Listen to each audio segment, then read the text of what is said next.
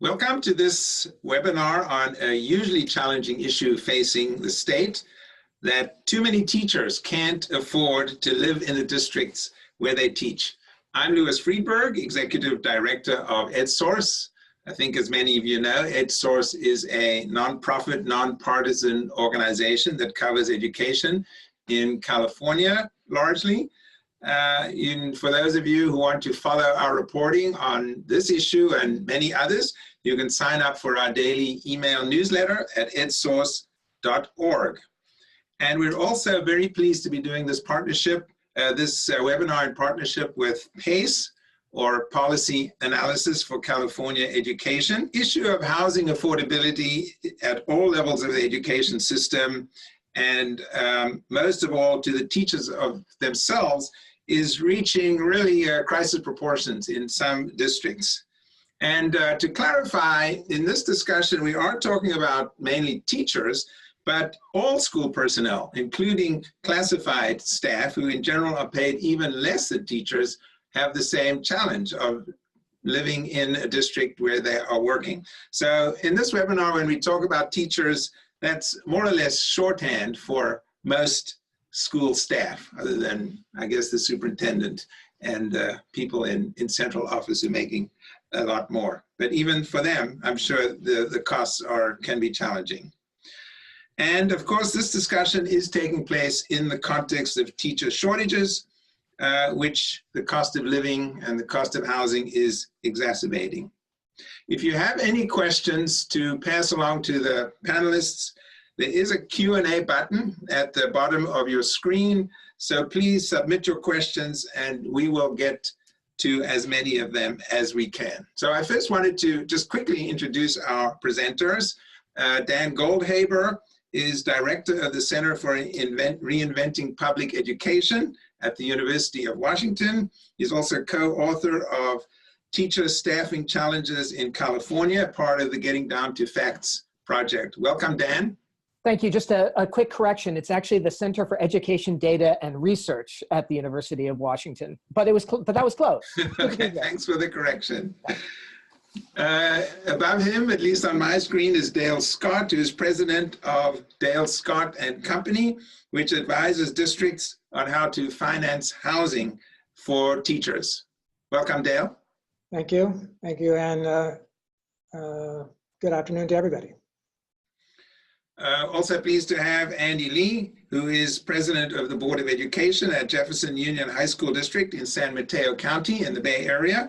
And they have a housing project which is underway, which he'll be talking with us about. Welcome, Andy. Thank you. Nice to be here.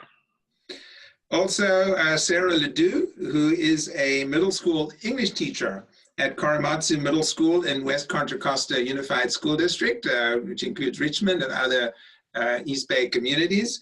And Sarah, unfortunately, will be leaving the state due to the housing costs. Welcome, Sarah. Hi, thank you. And last but not least, Diana Lambert, our EdSource reporter, who has been writing extensively on the housing affordability crisis. Thank you. Good afternoon, everyone. I'm going to go, first of all, to Diana to just give us a quick overview of the findings of EdSource's salary and rent analysis. Thank you, Louis. Many California teachers at the bottom of the salary scale, particularly those working in coastal areas of the state, are being forced to move in with family or to share an apartment or house with multiple roommates because they can't afford rent. An EdSource analysis, which compared teacher salary data from the California Department of Education and fair market rent data from the U.S. Department of Housing and Urban Development, gives a clear picture of how much teachers are struggling. The analysis found that in nearly 40% of the 680 California school districts that reported their salary data to the state, first-year teachers did not earn enough to rent an affordable one-bedroom apartment. And in more than a quarter of school districts, the highest paid teachers could not afford to rent a three-bedroom house or apartment. For districts already grappling with teacher shortages, high housing costs pose one more obstacle to hiring. As a result of declining enrollment in teacher preparation programs after the economic downturn and teacher attrition, many districts already can't find enough fully credentialed teachers to fill their classrooms. The gap between teacher pay and housing costs is widest in the Bay Area. I met one young Oakland teacher who moved her bed and all her belongings into the living room of her family's Hayward apartment because she could not afford to live on her own and save for her dream. Another Oakland teacher has had to move back to her parents' house 3 times after each of her roommates became engaged and she had to move out. Bay Area teachers usually earn too much to qualify for typical subsidized housing programs and often don't make enough to rent a median-sized apartment or to buy a home. Many teachers I spoke to are planning to leave the Bay Area for communities where housing is cheaper. Some say they feel they have to be married to someone with a better income to afford to stay. The districts that pay enough for even the lowest paid teachers to afford a 2-bedroom apartment are almost entirely small districts in rural areas of the state. Housing is still a problem in some rural districts, however, although the issue there is housing supply, not cost. To staunch the flow of teachers from the state, California school districts have recently approved a number of affordable rental housing projects for teachers and staff. They hope this will help them attract new teachers and retain the ones they have. Some of these projects include plans in Santa Clara, San Francisco, and Daly City.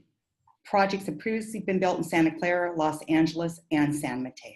Diana, just a quick question. You said in the rural areas, the issue is not so much the cost, but the supply. What do you mean by that? They don't have enough multiple family housing or apartments to house the teachers, and they commute for hours often to get to those communities.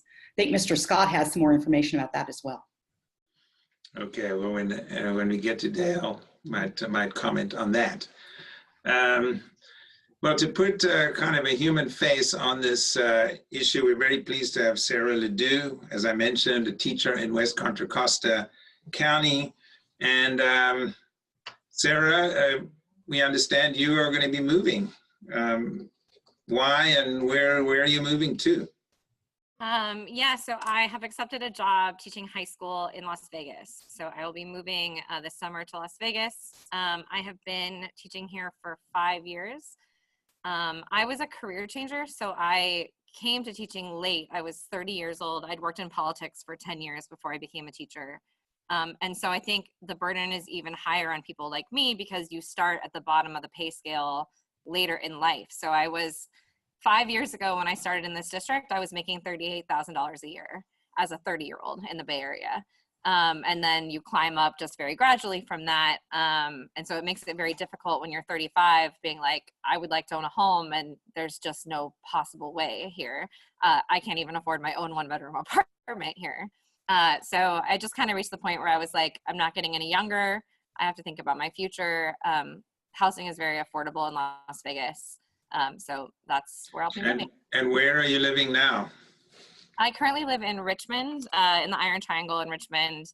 I live in a home that was bought by a vice principal in the district who was a friend of a friend and who is renting out his rooms in his house. So I rent out a room in that house. Because Richmond is viewed as one of the more, I guess I have to put in quotes, affordable communities in the Bay Area, but even so. But you know, it's interesting because it used to be like, well, just move out to Richmond and you can afford a place there. But anymore, it's really not. If you take a look at what the rents are in Richmond now, they're not that much more affordable than even like El Cerrito. Okay, well, if you could just tell us, I don't want to pry too much, but how much would you have to pay? You're renting a room in a house, sounds like, yeah, right? So I'm currently paying $900, and I think he's planning on raising the rent for the next person who moves out after I move out this summer. I think he wants over $1,000 probably for the room. But so if you wanted your own 1-bedroom apartment. Studios, I mean, there aren't a lot of studios in Richmond, but studios in the East Bay, Far East Bay seem to start like $1,600, like $1,700 a month.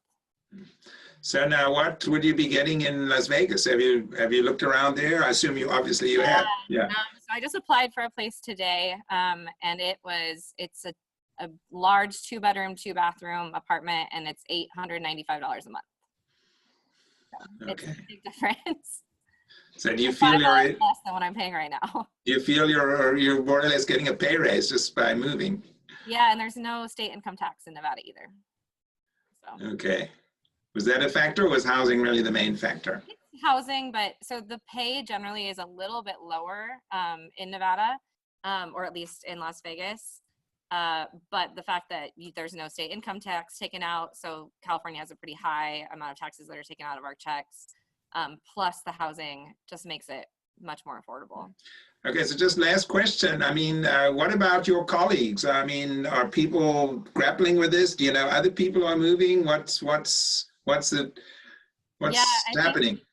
I work with two of my best friends, or my coworkers here at this school, and I think it would have been much harder for me to leave if I thought everyone else was going to stay here. But the reality is that most young teachers that I know in the Bay are not planning to stay because of the fact that there's just no future unless you're married and you can afford to share a bedroom with someone, or you have a house you're inheriting, or I have friends whose parents pay their rent. Which to me is a little crazy, but that's the only way that people kind of manage to make it work long term here. Well, I guess you're kind of laughing, but it's a kind of a really unfortunate situation. Yeah. Well, thank you, Sarah. We'll bring you in on the conversation later, and you'll still be in California for a few more months, right? So, yes. Yeah. Okay. Thank you for sharing that with us. Now I'm going to go to Dan Goldhaber from University of Washington, just to talk about his research and from getting down to facts and on the state of teacher shortages in California and your sense of how the housing crunch is exacerbating that problem. Dan? So two things. I want to just credit my colleagues. So there were a number of people that worked on the teacher report that I'm going to be referring to. And for folks that are out there and want to get more details about what we did when we were looking at measures of teacher shortage, and more generally the state of education in California, you can go to gettingdowntofacts.com and get a plethora of detailed information. But what we did is we took information from at the school district level about vacancies. And so we looked at sort of 3 different measures of vacancies. We looked at the number of vacancies per 1,000 students. We looked at the duration of postings for vacancies.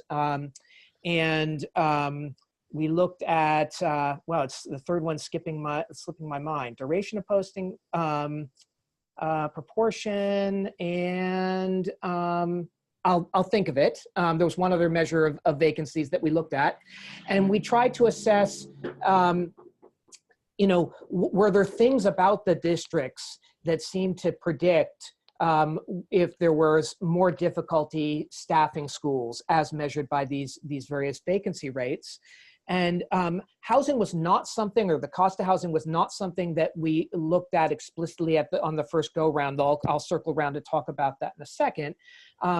But we looked at things like, are there differences in the vacancy rate across different types of teacher specialties? And there definitely are. And I think that's an important point that we ought to come back to, but it was quite clear that it was harder for school systems to staff schools in the area of STEM, special education, ELL, relative to elementary education. And it also looked like it was harder for school systems that tended to serve disadvantaged students. It was harder for school systems that were serving low achieving students. And then given this EdSource report, I went back and I looked at some of the districts that were called out in the EdSource report to see if the findings on vacancies also lined up with the high housing costs. And in fact, not terribly surprising that they did. I think I don't want to get too wonky in terms of what I talk about, except to say that I think the situation is a little bit more complicated to simply equate high housing costs to difficulty with staffing, because some of the reason that there's high housing costs is there may be attributes of communities that make them very desirable places to be. And so you really don't know from a sort of a human perspective or an economist perspective, maybe those are very different things, that simply having high housing costs would dissuade people. because maybe lots of people want to work in those communities, and that's part of what drives the high housing costs. But as I said, we did go back and look at the findings on vacancies, and they in fact do line up with the high housing costs in this case. Okay. Dan, we'll circle back to this, but any sense of how are we going to resolve this situation? Well, I mean, I have to kind of put on two different hats. So my economist hat says that the sort of simpler solution and probably most efficient solution would be for districts to spend money that they are devoting to housing costs and put it right in the pocket of teachers. Some of them would certainly devote that money to buying more expensive housing. Some of them might buy a more expensive car and live further away. Some of them might stock it away in the bank. But it gives, it gives the teachers themselves the power to decide how they would spend it as best they see fit. And so when I think about making a position more desirable, my want is to give it to the teachers. I recognize that the financing of education and the politics around financing make that very simple solution much more challenging sometimes. But where I'd like to come back to is, how do you address the areas where there's real problem? And I don't think it's the case that there's a real problem with teacher staffing across the board. I think there's problems for certain kinds of schools and school systems and in certain subject areas. And so I'm a little bit worried that a housing solution might not really address the areas where there's acute need. Okay, well, we will circle back on that issue. I'm going to jump now to Dale Scott, who is president of Dale Scott & Company, advises school districts on how to finance housing for teachers. Dale, just give us an overview of what you see happening out there, and what are some of the options for districts in trying to build housing? Sure. First of all, our firm works with school districts across the state as financial advisor, mostly on school facilities, either the construction or the rehabilitation of classrooms, et cetera, et cetera. Let me give a quick review of what happened in Jefferson Union High School District, and then we'll talk about statewide. And just to remind people where Jefferson Union is. Jefferson Union High School District is in Daly City, which is in San Mateo County, just south of San Francisco. Jefferson had a tremendous problem on its hand in that they had such high rents and high prices that they were having a difficult time retaining and attracting quality staff, both teachers and staff members. They began to look at the ability to fund a below market apartment complex. And they came to us and said, what would be our alternatives in terms of financing this? There have been a couple teacher staff housing projects across the state, but they were built a number of years ago.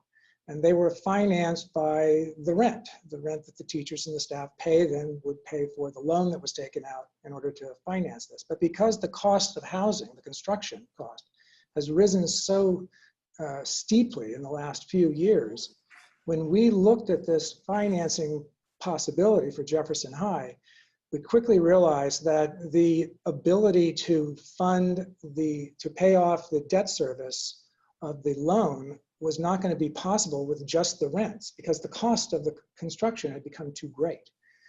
And so there was really a shift in the thinking, I think, of the Jefferson board, and Andy can talk a little bit more about it, when they began to see this as not just a financial problem, but really a social problem, a community problem, that they did not have a large percentage of their staff members that were living and engaging in the community, and they were commuting hours, or they were living in very, very cramped conditions. And so we began to look at the possibility of going to the voters and asking the voters if they would support a general obligation bond to fund the construction of below market rental housing for teachers and staff. And what the slide that you see is a survey we did before that went on to the ballot. We asked voters whether they, without any information, not telling them anything about what the problems were, if they would support such a bond. You can see in this example, 62% said yes. We then told them some information about how the funds would be used, a little bit more. They came back and said 68% would vote yes. And so the district, can we go to the next slide, please? The district had assumed they were going to get on the November of 18 ballot, which was the governor's race. But based on these results, and looking back at some of their previous elections, they decided to get on the June 16 gubernatorial primary, which is not a great election. The turnout was terrible. As you can see here, this is the number of people that actually voted. But they knew that they had that chance to go back in 11-18 in the governor's race. And so they did put it on the June ballot, very low turnout, but it just squeaked by at 56%. And so now they are off to the races, and very soon we'll be breaking ground. What we learned from that, if we can go to the next slide, please. What we learned from this and from working with other districts, and now I'll go more statewide, is that this is not just a program or a problem in the Bay Area or in Silicon Valley. I was really startled as I went around the state and talked to districts in the Central Valley, districts on the coast, Central Coast, districts in San Diego. They all have their different reasons, but they all have somewhat similar problems of attracting and retaining staff. They also don't have the money to just simply give people the kind of raises that are necessary for them to live in these communities.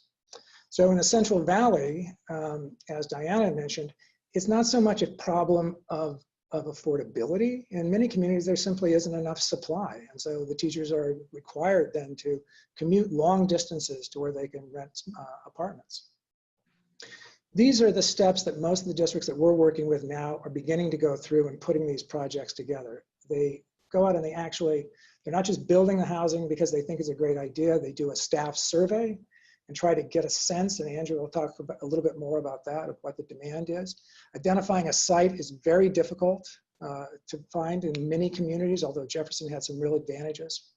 There are other possibilities for that. There are joint ventures we're working on with cities, swaps of surplus properties, things like that. They then tend to measure community support through a voter survey to determine whether this is something that is important to the community. And then, of course, developing a pro forma cash flow to determine how is this going to pencil out, and then designing the financing structure. So the way Jefferson did it was through a general obligation bond, which pays for, through property tax levies, pays for the construction. Other communities are trying other things, be it lease financing or joint venturing with developers. But right now, most of the activity we're seeing is by districts looking at going to the voters and asking for them to help. Next slide, please. So the one thing I'll end on for those people that are watching that work in a school district is when you're thinking about school finance in general, the two big issues are what's the funding source in blue, what's the funding source, and then what are the design and construction costs, and then what's the timing and thing. These are so much more complicated financings, and this is just a few of the things that Jefferson grappled with. How many units are there going to be? What's the mix? 1 bedroom, 2 bedroom, 3 bedroom? How much of the rent is it going to be of the market? Is it Jefferson trying, I think, 50, 60%, or is it 70, 80%? Then operating costs, who's going to run it? What's the maintenance? So they're complex financings. Having said that, however, I've been very surprised by the number of districts that we have been in contact with, really around the state, that are looking at this as a serious option because they know that they are at a competitive disadvantage because of the cost of housing in retaining and attracting quality staff. Thank you, Dale. Scott, Dale, I did want to follow up a question. There was another Getting Down to Facts paper that showed that school districts, there was a kind of a major equity issue that low-income school districts serving low-income communities often just couldn't get these bonds, and that these bonds are skewed towards higher income districts. Do you have a comment on that? And if school districts are going to be dependent on bonds, could this sort of heighten inequities? Yeah, it's certainly not a level playing field. There's no doubt about that. The districts that are in more low-income areas or challenged areas, they simply don't have the size of the tax base in order to support these. But having said that, districts have many needs. I mean, many needs, including repairing their schools and building additional classrooms. And this is really just one that they have to then balance against those other needs. And some districts, it's just not going to work. It's not going to be on their plate, either for financial reasons or for too many other problems that are in the way. So I think on a case-by-case basis, it's going to work for those districts where they really need it, and they're going to find a way for it. Okay, well, we're going to come back to that, and maybe Andy Lee, who's on the board at the Jefferson School District, maybe we could start with this, because I do think the equity issue is an important one. How hard was it for you to get this bond on the ballot and to get it passed, in terms of what other school districts might learn from your experience? And then, tell us what your experience has been. So we've sort of followed the steps. We basically followed the steps that Dale just delineated as a district. And you can see that one of the key questions that came up was this slide where you can see 39% of our staff that was surveyed. We have 470 staff and 266 responded. 39% said that they were very interested or somewhat interested in district-owned rental housing at below market rate rent. And 24% said they were unsure, but they would at least think about it. But what was notable was, out of all these responses, that 35% of our staff currently intend to leave the district due to housing costs and the lack of housing. And that really sort of opened our eyes pretty substantially as to the issues related to housing and keeping our staff in our district. Next slide.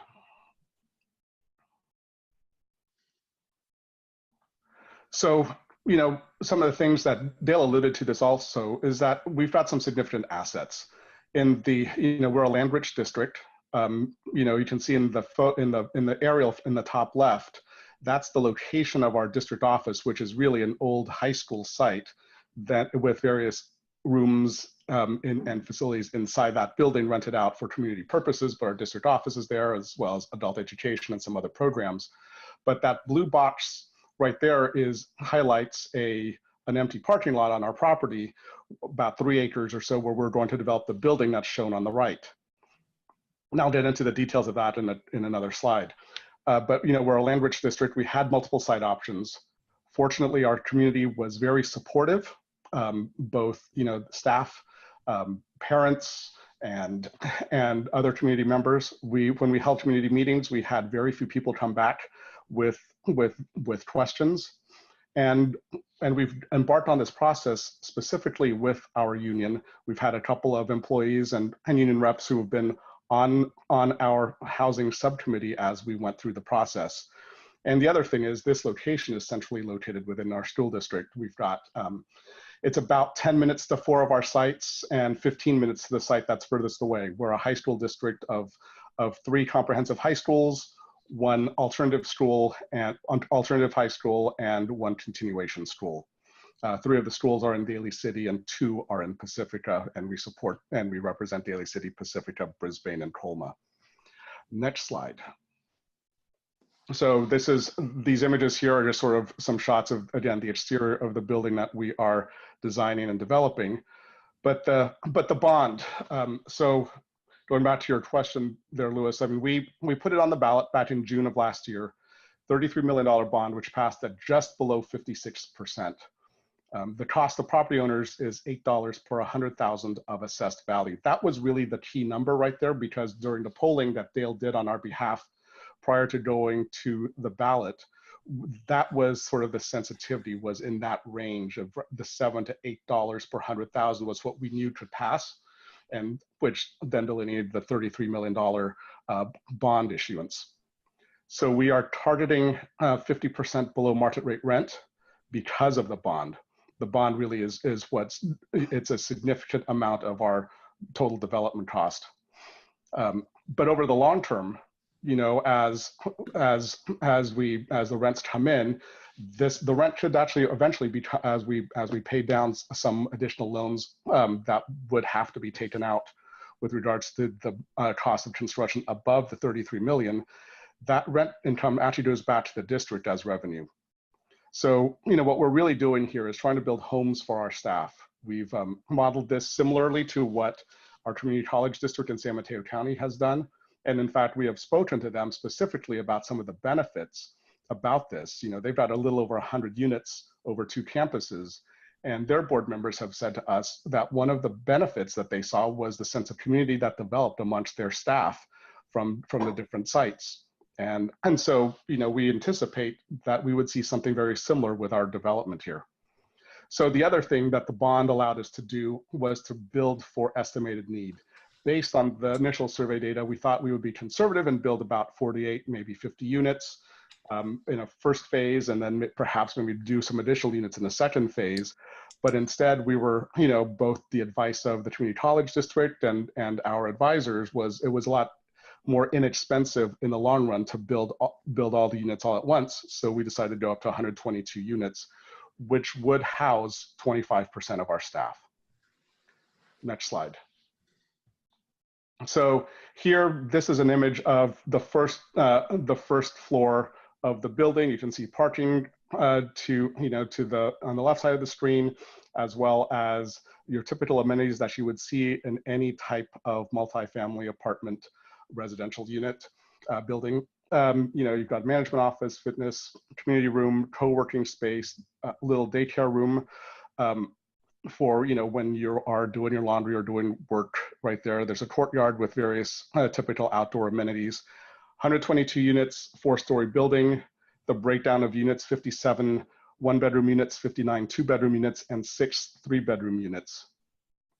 So where we are today with the project, we are in the process of selecting a builder, which we will have selected by the end of June, early July. We'll be going before the Planning Commission later this month with a follow-up with the City Council in Daly City, probably September, October. We'll be pulling permits for the building in October with an eye towards groundbreaking in the winter of 2020, January, February timeframe. They're telling us a 15-month construction schedule, which would put us for an opening in the fall of 2021. So that's our project in a nutshell. Andy Lee, I wanted just to get a question that was submitted about school districts getting into the business of being landlords. I mean, is your district ready for that? Should districts be landlords? I mean, it's... Well, that's, we're following the model that some other districts have done before, right? So the way we plan to have this set up to following the model of the other districts would be to develop a housing board that would actually insulate the school board from the actual property management piece. So that housing board would consist of community members, employees, residents of the community, and probably a couple of board members themselves. And then that will actually, that's the group, the housing board will actually be the group that will determine what the process is for applying, how the units are allocated, the length of stay, what happens upon separation, and the oversight of a third-party property manager. Okay, and just one other question. I mean, how much do you think this, and this relates to another question we got, which is, are there any projections as to the extent to which this housing strategy could meet the need in your district? To what extent do you think this would help address the shortages issue? It's not only housing. I mean, we've got a shortage of math and science teachers. That's probably totally unrelated to housing.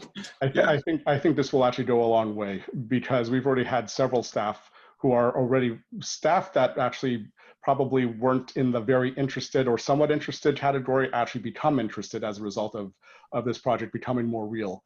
We've had a lot of discussions with staff. We've done on-site meetings with updates about the project. We also know that this is a big recruiting tool that we can use, especially for some of those key positions that Dan mentioned earlier, especially if we're talking special ed or STEM type positions. So we know, and world language as well. So we know that if we're able to provide housing, and let's just say there's a limit of 7 years or 10 years, which is similar to what the community college district is doing, then you know that you're retaining staff for at least that time period. The other thing is that we're partnering with mortgage assistance programs where this then becomes a way for the staff to save some money, hopefully over the long term, to be able to have a down payment on their own home. And that way we can maintain some turnover over a period of time of some of these units. Sarah, I don't know if you wanted to jump in as to the extent you think this would have helped you and others in your district. Yeah, I have a couple thoughts. One is, I thought it was interesting, you started to address earlier the idea of equity, right? I teach in a very low income and very large East Bay school district. There are some wealthy communities in our district, like we have like Kensington, Berkeley Hills area, and some of El Cerrito. You have some more privileged families there, but passing a bond or a tax in this district is on the backs of our families, who are a lot of low-income families to begin with. And then secondly, I think when we talked about just sort of paying teachers more, there is this sort of weird feeling of like, I don't want you to make me a house, I just want you to pay me enough that I can afford to live here. I also understand the reality of the fact that in many of our districts, it's like, well, we literally can't do that. There just truly isn't the money in our district budget that we're getting from the state to be able to afford to do that, especially when you have a district like mine that is so many teachers that a raise is millions and millions of dollars. And so it's a tough situation. I do think that if something had been available where I could have my own place, and because like I said, my best friends work with me, and the two of them actually live together already in a house. So I think we would have considered probably moving in, getting our own places in the same building. Not all teachers want to live in like a frat house with all the other teachers at their school. But for younger teachers that's really where the problem is, right? It's people at the beginning of the salary scale. I think it is a viable option. It's just sort of that question of how do we pay for it? And I think my district is a good example because of the fact that we are a low-income, majority Title I school district in one of the most expensive places to live in the United States. So you have this combination of like, yes, people want to live in the East Bay, and yes, housing is very expensive, but you also have so many low-income families that live here and are in this school district. So how do you balance those two things out? I did want to just widen the discussion a little bit because, a lot of this comes down to just resources. And even just passing the bonds. There's quite a bit of activity happening at the state level in terms of this housing issue. Governor Newsom has made this a big major priority of his administration. And so I'm just going to ask Diana Lambert just to give us a quick overview of some of the strategies that are trying to address, well, they haven't been addressed yet, they're being discussed in Sacramento. Diana? Thank you. It seems that Governor Gavin Newsom and the state legislators are serious about addressing the lack of affordable housing in the state if the lineup of proposed legislation, constitutional amendments, and budget proposals are any indication. It says in January, the governor announced a $1.75 billion plan to improve housing affordability in the state as part of his 2019-20 budget proposal. The plan includes offering grants to cities to help them meet short-term goals, to produce more housing, as well as incentive money to reward cities that meet those goals. The governor also wants to encourage developers to build more middle-class housing by offering tax credits to help fund moderate-priced housing projects and loans for mixed-income housing projects. Next slide. 2 constitutional amendments are even being proposed to make it easier to build affordable housing. We have Senate Constitutional Amendment number 1, which would allow public housing to be built without a ballot measure. And Assembly Constitutional Amendment number 1 would allow bonds for housing and public infrastructure. Now that would allow them to be approved with only a 55% majority of the vote instead of the 2/3 currently required. Next slide, please. The legislature also has jumped into the fray, announcing dozens of bills to address the state's housing crunch. I actually tried to count them up and it was impossible, but here are a few. The bills attack the housing problem in many different ways. Some call for more funding for low-income housing, while others tie transportation funding to housing production, streamline zoning changes and other approvals needed to build houses, and offer more protections to renters. Next one, please. These are just some more of the bills. Although none of these bills, constitutional amendments, or budget items are geared specifically to teachers, they're meant to help low-income residents, as well as those in the middle class, which include most teachers. Building affordable housing specifically for teachers and school employees already is a little easier because some laws that were passed in 2016 and 2017. These laws allow districts to build apartments specifically for teachers and staff, makes it easier to sell or lease land for housing, and exempts them from property tax on the complex. Now, experts have suggested other solutions to the housing crisis, including changing how school districts are funded to allow for differences in the cost of living in different parts of the states. And even on Tuesday, Tony Thurmond, state superintendent, came to visit EdSource, and he said he'd like to see grants, districts receive grants to build affordable housing for teachers. A lot going on, and I know you, those of you participating couldn't digest all of that. We will have those slides up. So a lot of this is going to depend on what comes out of the legislature.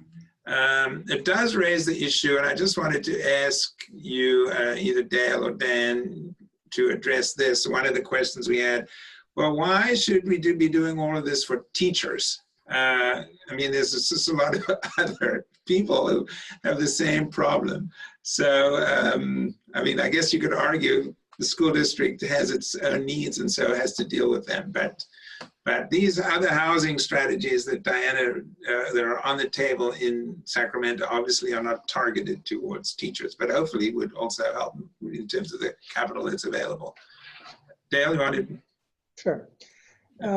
You know, I think you have to come at it from one of two perspectives, and they're both legitimate. One is the sort of macro view, as how can we solve this problem on a statewide level? That's interesting philosophically, but I just don't think in this state it's going to happen. Then you have to look at it on the micro level. And so the local and regional governments, it's not going to completely solve the problem, but it's going to address their problems. And hopefully together that will alleviate much of the problem as much as possible. But it really comes down to, you know, sure, this is not a statewide solution, but we have local districts and local cities that are really trying to address it just for their needs.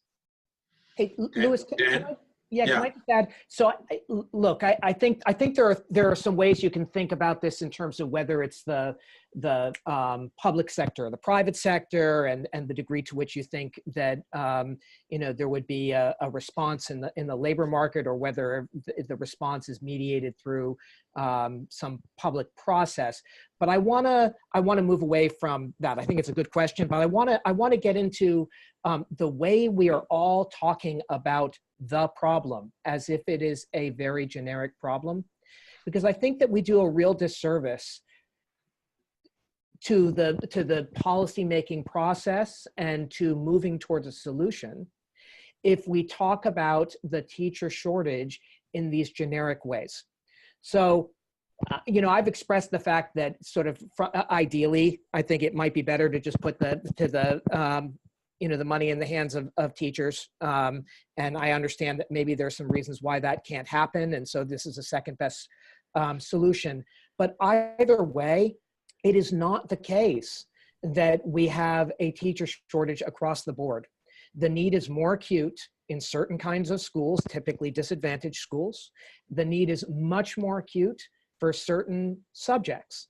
And so that doesn't change, that underlying issue doesn't change if we think about a solution that is a financial salary, bonus, retention, you know, dollar solution, or it's a housing solution.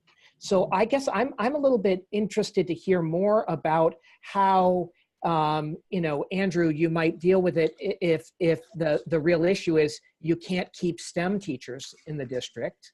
Can you say that the housing that you all are building is set aside for your STEM and bilingual teachers, if those are the areas of acute need? Or is it possible that you could build housing and then have the housing units filled with teachers where you really don't have the same kind of staffing challenges?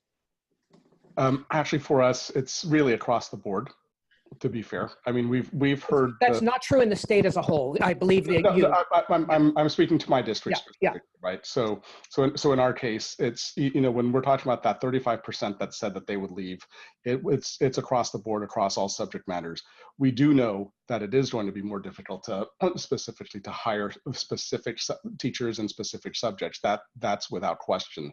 But our issues are very specific to the fact that our staff just can't afford to live where we are. I've had, you know, teachers who've been around for 15, 20 years who are ecstatic about the fact that we're doing this, and they can live in one of our units for the remaining 6-7 years of their career before they retire. So to the extent that we'll have, so yes, it can be a recruiting tool for our staff in general, but also it's also going to be a retention tool for existing staff. So can you differentiate? Can you differentiate we very well may do that. I mean, as it is, we, you know, like for instance, right now we have a signing bonus for the harder to fill positions right now. So is it theoretically possible that we could offer some kind of a housing incentive for those positions? It's absolutely possible. If I could, but I think, Dan, you raise an important point that there are more acute shortages in certain subject areas and certain school districts. And so how can this housing strategy mesh with the needs of districts in that area? I did want to just, to broaden it out even more, as I think most of you know, all of you know, that this pressure is now on the legislature to come up with additional funds to, so that California can get closer to the national average even in terms of what is spent on kids.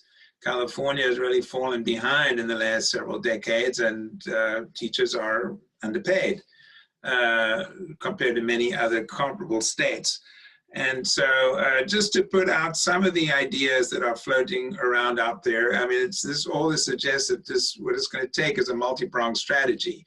Housing could play an important role, but what can the legislature come up with? What can, in terms of both the housing, helping on the housing area, but in general, getting more revenues to the district. Governor Newsom has not indicated what kinds of revenue raising mechanism strategies he would support, but we do know that there's a ballot measure on the 2020 ballot to split roll Prop 13 to increase the revenues from commercial properties. There have been a number of, another proposal that is on the table is to raise corporate income taxes for the very highest earning corporations. Unclear where that will go. Some of the other ideas that are floating around is oil extraction tax. California is, we understand, the only state not to levy an oil extraction tax. Also an estate tax. California cut back significantly on that. Some discussion that whether that might be something to consider. Proposal to allow districts to pass general taxes by a simple majority, as opposed to these special taxes, which are then have to be targeted. And another proposal that's been talked about, again, have to see where any of this goes, is a tax on services. California is largely a service economy, and so that's you know, something else. Some of these are distinguished economists, I don't know about Dan Goldhaber, feel these are worth exploring. And then there's the vehicle license fee, which I think many of you recall Governor Schwarzenegger did away with, that lopped off $5 billion from the state treasury. You know, could that be reintroduced? So I think for people who really care about this issue, it's a question of, you know, what kind of popular support there would be for many of these measures. But just wanted to, you know, put that out as in terms of looking at the larger question, the larger context here. I did have a question from Are there any, or could there be any personal income tax implications for those receiving this housing benefit? Well, I won't take a stab at the question. I think it's a complicated question, and it really needs to be looked at a little more carefully. It has been raised in a couple of contexts, but we don't have a clear idea on that as of yet. Okay. A comment, one could also argue that it's not necessarily the teachers are being prioritized to these strategies we were talking about so much as students being being prioritized. And that having permanent teachers in the classroom as opposed to substitutes is a necessary condition for quality education. Not a guarantee, but a necessary condition. Zambra Valentine, thanks for that comment. Let me just jump in on that, Louis. I think that's actually a really fair comment, because that really is ultimately one of the driving goals of why we're doing this in the first place. Given the turnover we've experienced in our district, this is a way where we can retain staff for upwards of 10 years if that were the limit on living in our housing complex. So for the course of, that covers, 2.5 high school careers. Right. So if a student could develop a relationship with their teacher, if we've got some teachers and staff living in our development. Another question, I guess maybe Sarah, you kind of alluded to this. Are there any negative aspects to having teachers all living together as opposed to living with a more diverse set of Yeah, I think it really depends on the teacher. And, I think at the bottom line, one of the reasons people don't become teachers is because our profession is not looked at as a professional profession. Many people see teachers as a job that people get when they couldn't do something else, or if they didn't do that well in school themselves. We love to talk about how much we love teachers, but in reality, often we are not looked at as professionals. And the idea of we'll make a place where you can all live together kind of adds to that idea that this is not a true profession, that you would not want to tell your kids to become a teacher because, hey, you can live in a dorm with other teachers. And so that is kind of where it gets into this idea of yes, we are solving a temporary problem, but what are we doing for the pipeline of making this profession something that people want to go into? And I also just want to add that talking about STEM teachers and talking about the shortage we have, I know a lot of people who are engineers who have told me, I would love to become a math teacher, but I can't afford it. I can't take a cut from what I'm making here in the Bay Area as an engineer to suddenly become a math teacher, even though that's really what they want to do. I took a $20,000 pay cut from my nonprofit job to become a teacher here in the Bay. And we have these companies paying people in tech so much money, and that's frankly why our housing costs are so high. That when we talk about who's going to pay for it, I'm not an economist. I took AP Econ in high school. But I think that why should companies be pitching in more toward our educational system here in the Bay? That's my feeling. Just want to read a comment from Mike Walsh. You're getting some really, really interesting comments. It feels to me like this is truly representing a need for two things. It highlights a great diversity across the state, the size of California, which calls for giving local school districts like Jefferson the ability to meet their needs. It's even more critical that the state finds the means to invest in full and fair funding. The challenge being faced by districts to increase teacher pay when it comes to pension obligations immediately reduces the ability for a district to put money into a teacher's pay, addressing another burden. That pension point is a very, very important one for today and for the future. It's a topic of an entirely different webinar, but boy, that is a very, very important point.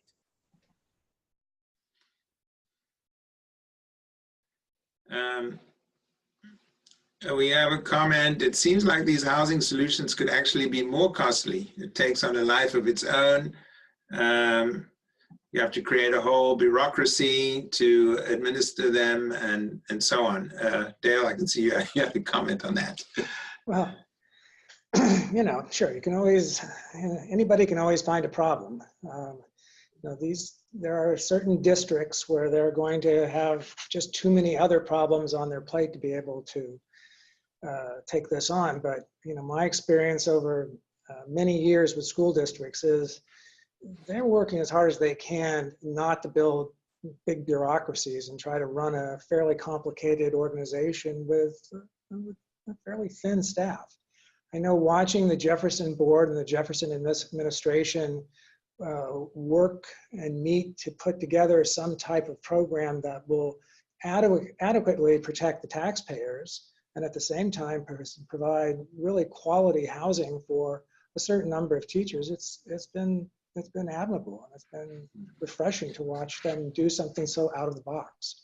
So I say, encourage the local organizations to try to solve the problem, because I do think they have a better and more efficient methodology than trying to have some large state program that comes from the top down. Quick question. We have time for just a couple more questions, but Mary Fricker asks, for districts that don't have enough income to pay teachers, can building housing on extra property be a way for districts to make money, actually, and generate income? Yes, that is the case. That is the case if it's structured in a certain way. Some of those funds that are coming in from rent could be used to supplement the general fund, to be used for whatever educational purposes they want. Depends on how it's being structured. That's not my understanding that the way that Jefferson High in the short run is going to be financing it. They're going to use both GO bonds and other methods of financing. But in other cases we're looking at that can have significant impact on the amount of funds that are generated that would go directly to the general fund. And Andy, just a quick question to you. Under the current conditions, wouldn't building subsidized housing in wealthy areas just encourage poaching of teachers from other school districts? That's an excellent question. I guess it's theoretically possible. I'm not saying that would necessarily happen. I mean, we're hardly a wealthy school district, given even though we're in northern San Mateo County, we are actually funded right at the LCFF limit. We are basic aid, but we are barely above basic aid by about 103, 105%. So we're definitely at the lower end of the salary scale relative to our fellow school districts in San Mateo County. That said, it's theoretically possible that other staff may want to move. Actually, I'm thinking that there would be teachers from wealthier districts who would want to come work for us because we will have housing within the next couple of years. Dan, also, if I can just add, yeah. Sorry, I don't think that wealthy, generally wealthy whiter school districts are really the ones having a real teacher shortage problem.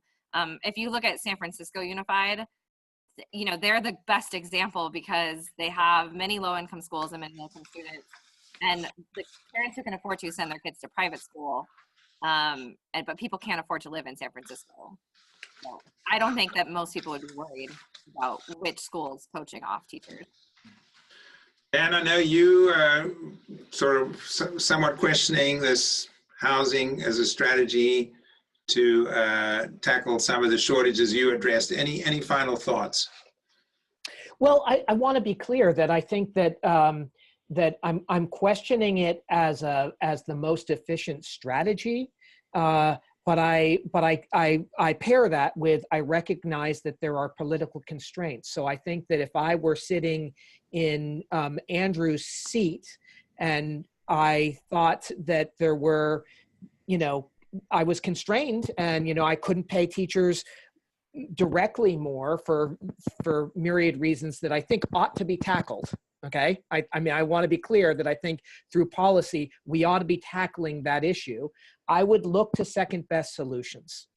So I don't want my comments to be taken as dismissive of the idea of housing as a means of trying to draw people into the profession or keep them in particular school districts. I do think that the underlying issue, though, that we want to address the acute problem needs to be solved when it comes to the housing solution or any other one.